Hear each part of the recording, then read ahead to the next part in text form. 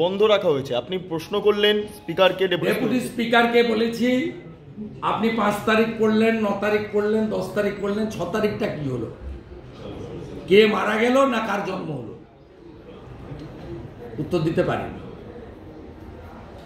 শোনা যাচ্ছে business advisory কমিটির বৈঠকে রাম মন্দির ইস্যুকে সামনে রেখে তারা সংহতি দিবস পালন করবে। রাম মন্দির ইস্যুতে নয়, বিতর্কিত সৌধ নিয়ে। ওটা কোনো রিলিজিয়াস প্লেস ছিল না, ওটা বিতর্কিত সৌধ ছিল। আমরা সব রিলিজিয়াস প্লেসকে রেসপেক্ট করি।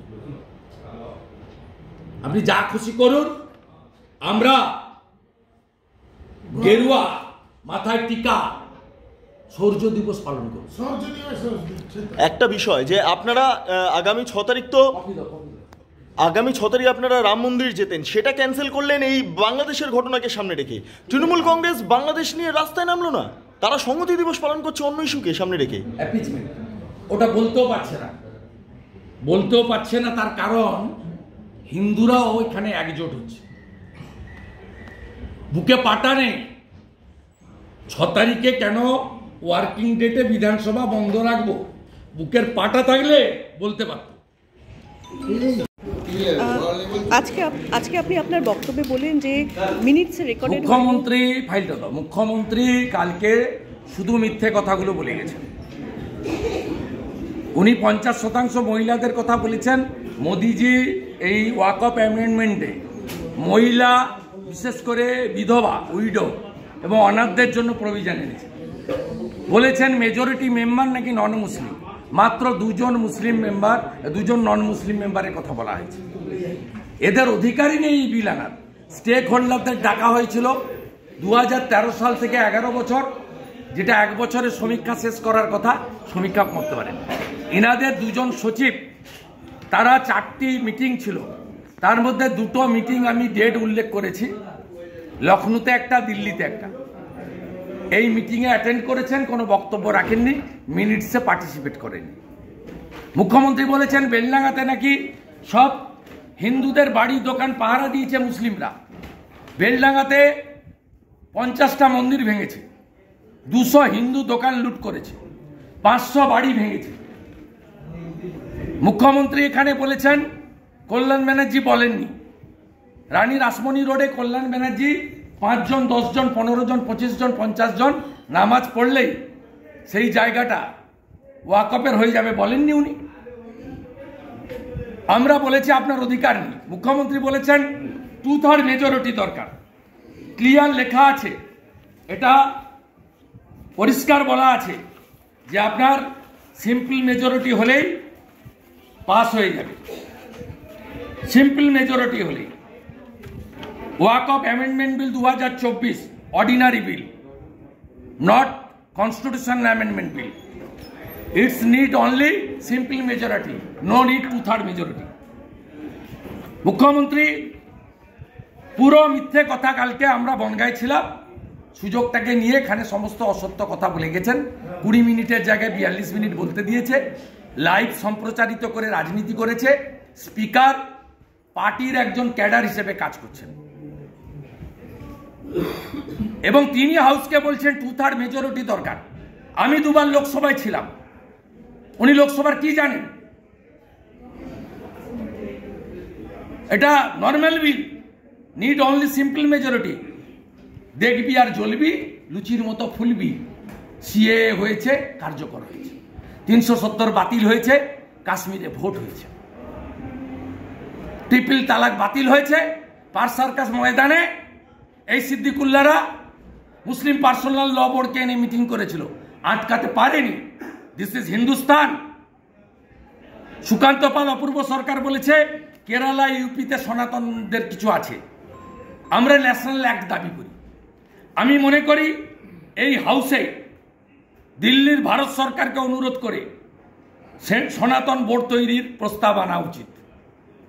লাভ জিহাদের বিরুদ্ধে উত্তরপ্রদেশ, উত্তরাখণ্ড, গুজরাটের মতো আইন আনা উচিত।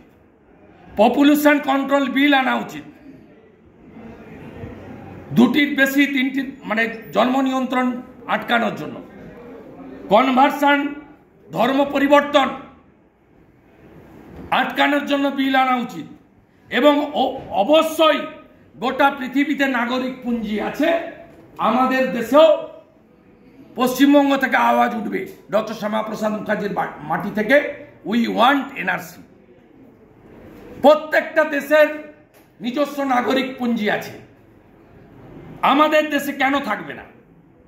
তাহলে এখানে যে রোহিঙ্গাগুলো, যাদের ছবি আমি দুপুরের আগে আপনাদের দেখাচ্ছিলাম, সেই লোকগুলো থাকতে পারবে না?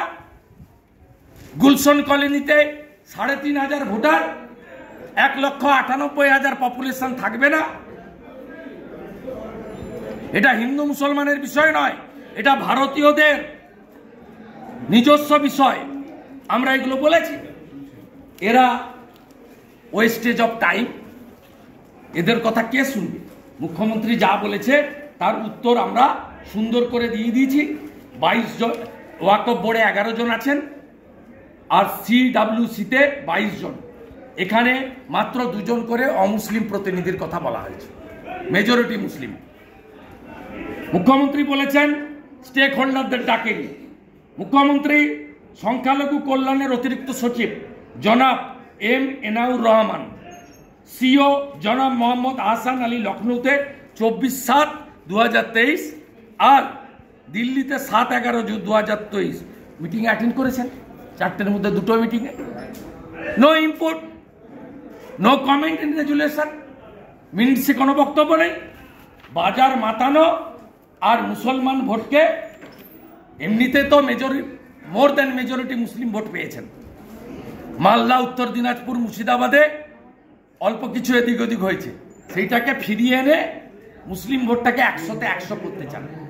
এই মুখ্যমন্ত্রী সিএএ কে এনআরসি বলে আগুন লাগিয়েছিলেন বাংলায়। এই মুখ্যমন্ত্রী শ্যামবাজার থেকে স্মৃতির মোড় হেরে, এই সিদ্দিকুল্লাহ মাদ্রাসার বাচ্চাদের নামিয়ে প্রথম বর্ধমানে বাসে আগুন লাগিয়েছিলেন। আমরা এর বিরোধিতা করি এবং আমরা মনে করি ভারত দ্বিজাতি তত্ত্বে ভারত ভাগ হয়েছিল। মুসলিমদের জন্য মোহাম্মদ আলী জিন্নাহ তৈরি করেছিলেন পাকিস্তান, আর হিন্দুদের জন্য হয়েছিল ভারতবর্ষ, তাই হিন্দুস্তান। আমরা মনে করি 1947-এর 20 জুন এই বিধানসভা, যার নাম ছিল আইনসভা, ডক্টর শ্যামাপ্রসাদ মুখার্জির নেতৃত্বে, জ্যোতিবাবুদের উপস্থিতিতে 58 জন হিন্দু আইনসভার এমএলএ, তারা রেজুলেশন করে পশ্চিমবঙ্গকে ভারতের সঙ্গে রেখেছেন, আর বাকি অংশ পূর্ব পাকিস্তানে গেছে। সেদিনও সিদ্দিকুল্লাহ চৌধুরীর মতো 21 জন মুসলিম আইনসভার এমএলএ ভোট দিয়েছিল পাকিস্তান ভুক্তির জন্য। ডক্টর শ্যামাপ্রসাদ মুখার্জিকে প্রণাম করি, জ্যোতিবাবুকে সম্মান করি। তারা যদি সেদিন না করতেন, আজকে বাংলাদেশের মতো আমাদের প্রত্যেকের অবস্থা হতো। মেয়েরা শাখা পলা পড়তে পারছে না, চিন্ময় প্রভু লইয়ার পাচ্ছে না, মাথার সিঁদুর দেওয়া যাচ্ছে না, গলার কণ্ঠি নেই, মাথায় টিকা টিকি শিখা কেটে ফেলতে হচ্ছে, ধুতি পরা বন্ধ করে দিতে হয়েছে। হিন্দু ছেলেমেয়েরা কলেজ, ইউনিভার্সিটি, স্কুলে যেতে পারছে না, হিন্দুদের বাড়ি থেকে বেরোনো বন্ধ।